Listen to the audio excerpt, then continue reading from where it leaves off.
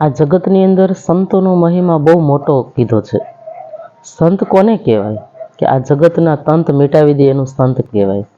સંત મહાપુરુષ જ્યાં આવે ત્યાં એમ કહેવાય છે કે વસંત ખીલે. સંતોનો એટલો મોટો મહિમા છે. પછી કીધું કે સંતોનો સ્વભાવ કેવો હોવો જોઈએ.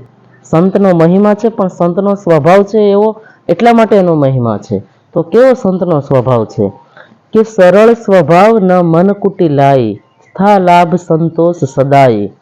કે સંતની અંદર એકદમ સરળતા હોય છે. કોઈ પણ પ્રકારની અકડતા ના હોય. અકડતા હોય એને સંત ના કહેવાય. સંત તો એકદમ સરળ હોય. સરળતા એ જ સાધુતા છે.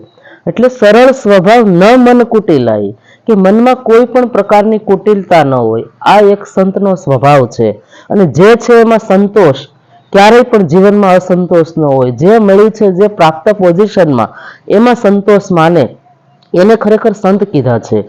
પછી એનાથી આગળ એક પણ ભૂમિકા, આગળ એક ડગલું કીધું કે બીજો સંતનો સ્વભાવ કેવો છે?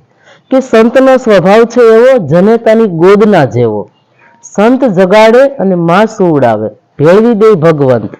હવે સંત મહાપુરુષોનો સ્વભાવ તો એક માના ખોળા જેવો કીધો છે. કે માના ખોળાની જેવો શા માટે?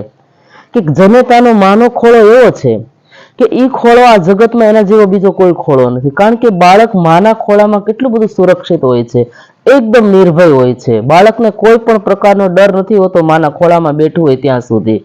એમ સંતનો મહાપુરુષોનો સ્વભાવ એવો કીધો છે કે જનેતાના ખોળા જેવો. શા માટે? કે માં તો સુવડાવે છે. બાળક માના ખોળામાં ગમે તેવું તોફાની હોય, માં એની માથે પ્રેમથી વહાલ કરે, હાથ ફેરવે એટલે બાળક સૂઈ જાય. એક જનેતા બાળકને સુવડાવે છે. પછી કીધું સંત તો જગાડે છે. એનાથી આગળ એક ડગલું છે કે સંત ખરેખર જગાડે છે. કે હે જીવ, તું જાગ, આળસ છોડી દે, પ્રમાદ છોડી દે અને તું જાગ. તારું કર્તવ્ય શું છે? તારે જીવનમાં જે કરવાનું ઘણું બાકી છે. તું સૂતો છો તો જાગી જા. મહાપુરુષો ખરેખર જાગૃત કરે, જગાડે. એટલે સંતને આગળની એક ભૂમિકા માં કરતા વિશેષ ભૂમિકામાં બતાવ્યા છે કે મહાપુરુષો સંતો જીવને જગાડે છે કે તમે જાગો. માં સુવડાવે અને સંત જગાડે. પણ એનાથી આગળ એક ભૂમિકા છે કે ખાલી જગાડે એટલું જ નહીં, પણ ભેળવી દે ભગવંત, કે પરમાત્માનો ભેટો કરાવી દે. આ એક સંતનો સ્વભાવ છે. કે આ જીવ, અજ્ઞાની જીવ છે, એ ભલે સૂતો છે, સૂતો છે તો જગાડે છે. જગાડીને એમ કહે છે કે તું આ તારા અધ્યાત્મ યાત્રામાં આગળ વધ, તું પરમાત્મા તરફ આગળ વધ. અને પરમાત્માની ખબર ન હોય તો એને સદગુરુ સંતો એની પ્રાપ્તિ કરાવી દે છે. માટે કીધું છે કે સંતનો સ્વભાવ છે એવો જનેતાની ગોદના જેવો.